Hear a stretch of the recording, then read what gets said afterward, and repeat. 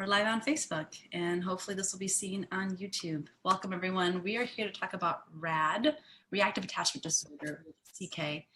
CK, what's RAD? Me. Reactive Attachment Disorder. What is that? It means, I'll get really technical, it affects kids who were abandoned, that were up for adoption, children in foster homes, any kind of neglect that they were shown, especially from the first 1 to 2 years of their life. It focuses on the fact that there's lack of someone that they trust. Any kind of figure that was watching them. Like for me, my foster home, there was no bonding taking place there with foster parents. Bonding started when I was supposedly started when I was 6, 7 months old when my family adopted me. So my first year of life was pretty broken up as far as security and trust. And I acted out and I did things when I was younger that at the time no one really knew what to do. So it was just better to leave me alone. Then as I got older, I'd say from 5 to 10, it was looked at as a bit like I was being defiant. I think one of the times he's apologized, but my dad was really upset because I wasn't responding. I lacked emotion growing up, so I wasn't responding the correct way. And because of that, he thought I was just being really defiant, and I got a spanking. And it was not cool. And I didn't cry or react to the spanking. So, of course, I think that only fuels, that fueled his fire more. And so then that was kind of when things started to go downhill, I think, for me and my family. I was already pretty much secluded. I didn't like to be around people. I didn't want to be touched. I didn't want to be bothered. So I was just kind of labeled problem kid. And instead of going to a counselor right away, they went to the pastor. The pastor gave, the pastor kind of answers, which was, not the best decision. But I do have to say, after all these years, and we found out what kind of was the problem, that my dad did apologize for that one time. So, but that was just to show you, that's how disconnected I was and how they had no clue what was really going on. Then until I was older, then he started to from my identity in things and other people. So I played soccer and church, obviously being raised in the church. You play that card for as long as you can. And then I think, and then as I got, now that I'm older, there's just a whole lot of time that I have been, I've just been existing, I guess is what the word is. Existing for just being me. Not even existing for myself, existing for friendships, family relationships, my job. Pretty much faking being happy and putting up with what people say I should put up with. Yeah. So now do you say your age? Are you willing to say your age? Yeah, you can. I can. Yeah, I'm 39. It says 79. She's 70. 39. That's hilarious. You're 79. That's awesome. All right. She's 39. Oh, she was thinking of the sevens. Legit. There's gotta be a reason for that. So she's 39 years living with this. It doesn't go away, does it? No. Not that easily. So tell me about, what can you tell us about, can you ever be healed? Can you ever fix it? Can you ever get over it? Can that diagnosis ever go away for you?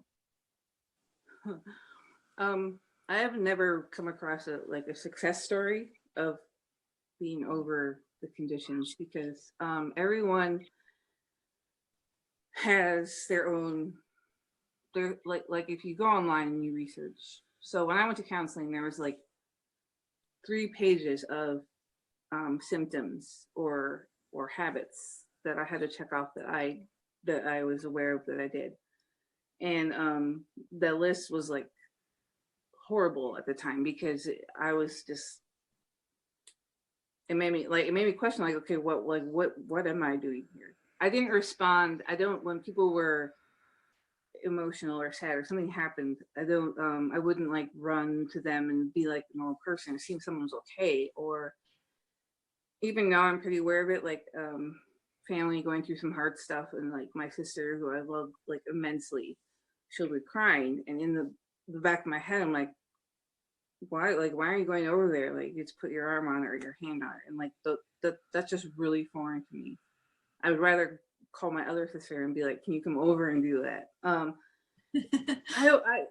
just avoided a lot of that. So my issues were physical touch and like emotions and just being withdrawn from people. So learning how to get through all of that growing up and then into adulthood, where a job that I have is meeting strangers almost pretty much every day and telling strangers what to do and giving direction, was just pretty messed up because I still wasn't like the real me. I was what the job required.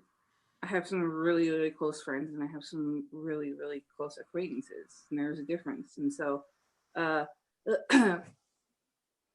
don't know. I don't know if I'll ever be healed from this because there's just too many different branches of issues.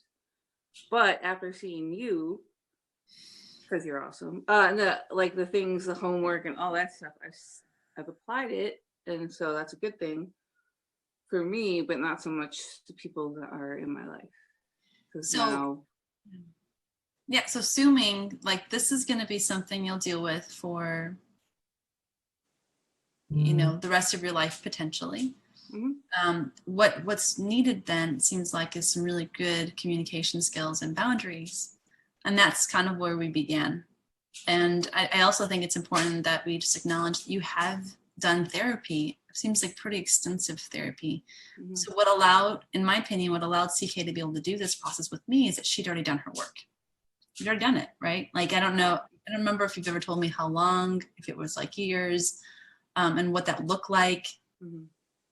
But I would say you had a profound sense of self-awareness. You knew like who you were and what you wanted.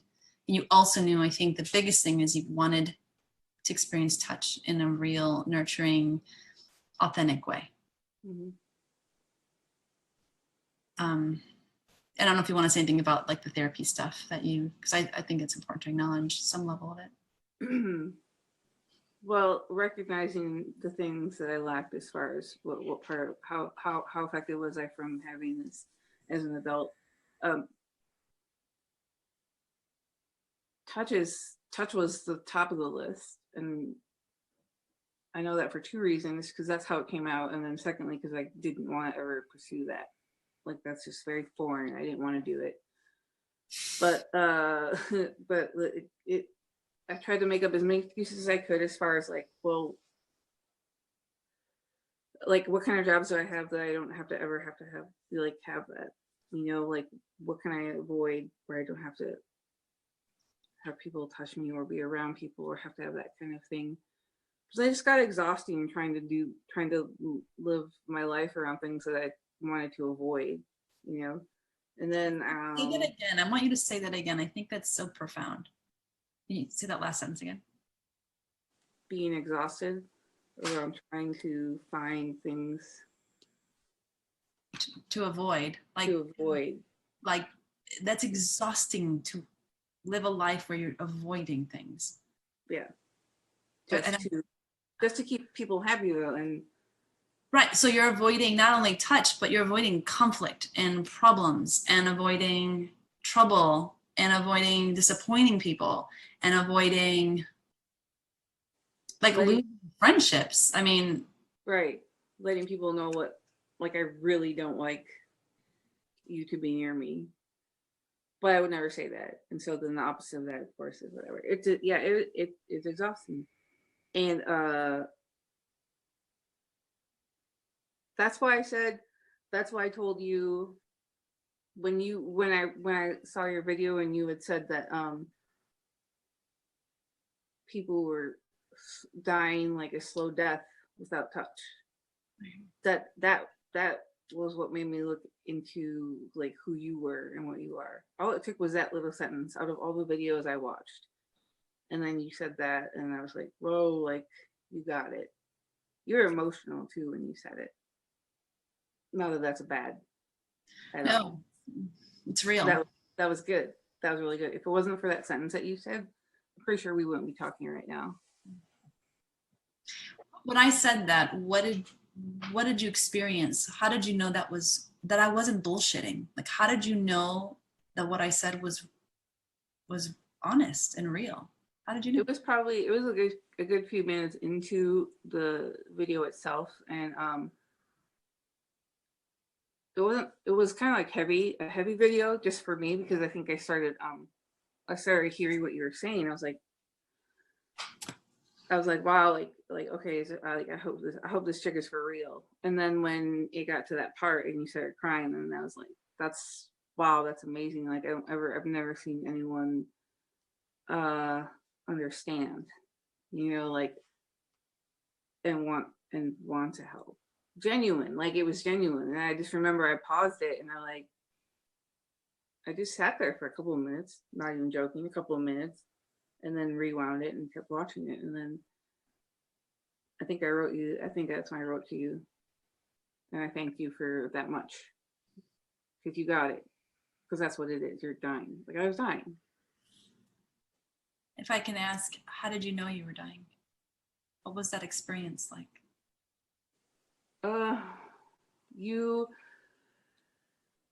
wherever I'm at, so if you're in Nashville with friends, I know exactly how I'm dying when I'm there, and I'm just not happy and I'm pleasing everybody else. I'm not doing what I want to do. Since my dad had a stroke, I've been in Minnesota, and I think there's always just been a joke that like my social life is in Nashville, because up here it's just my family, Mm-hmm. But I think just being here and sitting back and realizing, like, I don't want to do this forever. There's more inside, and just desperate. Not, I wasn't desperate. I was desperate enough to want to figure out what I could do to better my living. And of course that required the thing that I didn't ever want to do. Right. So here's the dichotomy for those of you who are still watching, listening to us. Here's this huge desire to be touched, right? Like, I so want it.